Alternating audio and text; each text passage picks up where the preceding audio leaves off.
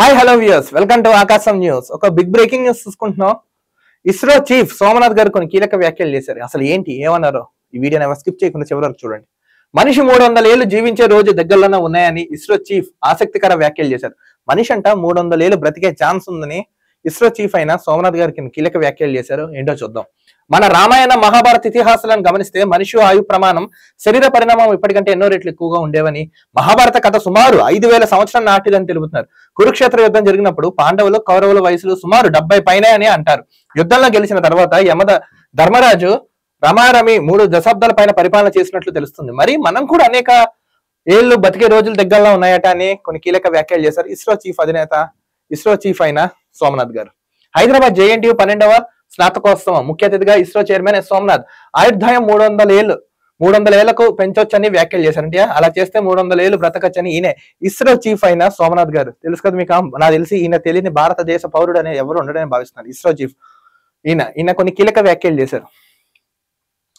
ఎవడు బతికాడు 350 అనే సామెత ఉంది. భవిష్యత్తులో సామెతను కూడా మార్చాల్సి వస్తుంది. శతమానం భవతి, మనం తరచుగా వినే ఆశీర్వాద పూర్వక వాక్యం నిండు నూరేళ్ళు సంతోషంగా జీవించొచ్చని దీవెనకు అర్థం.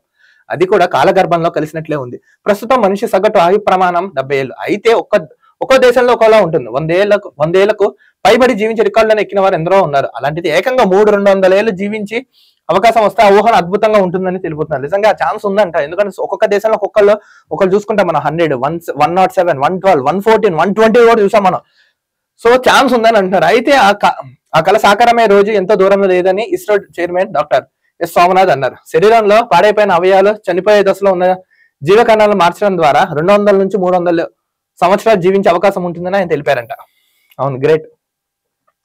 JNTU హైదరాబాద్ 12వ స్నాతకోత్సవానికి ముఖ్య అతిథిగా ఇస్రో అధిపతి హాజరయ్యారు. ఈ సందర్భంగా ఆయన మాట్లాడుతూ, తుఫాన్లు, భారీ వర్షాలు ఎక్కడ వస్తాయనేది ఖచ్చితంగా తెలుసుకునేందుకు ఈ సంవత్సరం PSLV, GSLVలను కక్షలకు పంపుతున్నట్లు వెల్లడించారు. మానవులను అంతరిక్షంలోకి పంపే గగన్యాన్ మిషన్ ఈ సంవత్సరంలో నిర్వహించినట్లు తెలిపారు. విద్యార్థులకు రోబోటిక్ పరిజ్ఞానం పెంచుకున్న అత్యాధునిక రోబోలు సృష్టిస్తే అంగారక, శుక్రగ్రహాలపై ఇస్రో చేపట్టే ప్రయోగాలు వినియోగించుకుంటామని తెలిపారు. మొత్తానికి విద్యార్థులను ఉద్దేశించి ఆయన మాట్లాడారంట.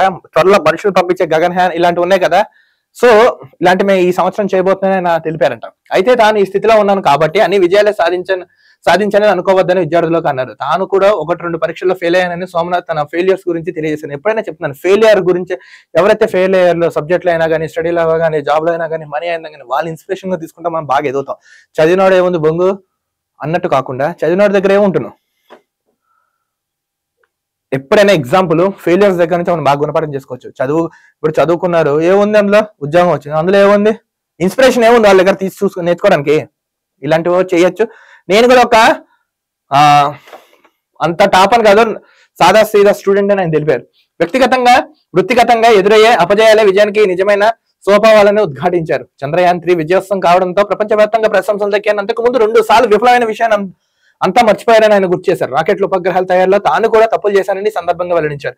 ఈ స్నాతకోత్సవంలో 54 మంది విద్యార్థులకు సోమనాథ్ బంగారు పథకాలు అందించారు.